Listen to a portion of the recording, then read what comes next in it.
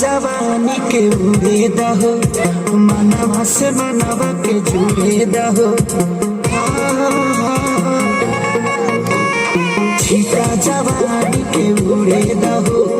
मनवा से मनवा के जुड़े दहो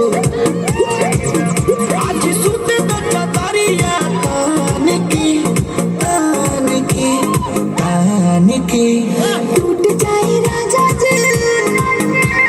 टूट जाए राजा जी पलंग सागवान का, टूट जाए राजा जी पलंग सागवान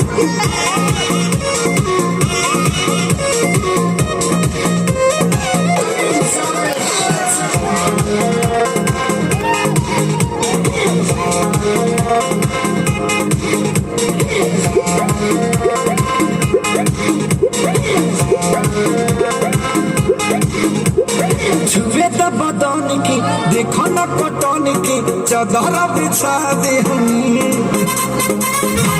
पलंग जी मन पिघलाते हनी, पलंग पर झुलवा झुलाते हनी।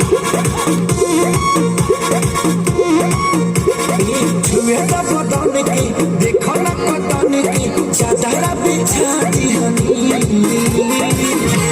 पलंग जी मन पिघलाते हनी, पलंग पर झुलवा झुलाते हनी। यार पति पीडिया फान के टूट जाए राजा जी,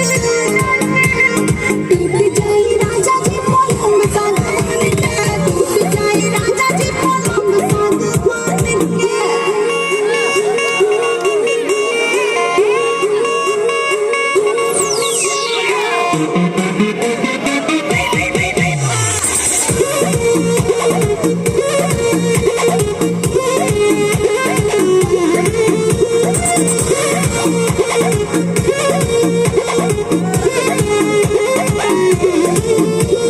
बने तो बेसरमी देहिया में गरमी पैठे लागी हो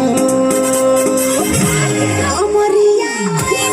लागे हो, नो से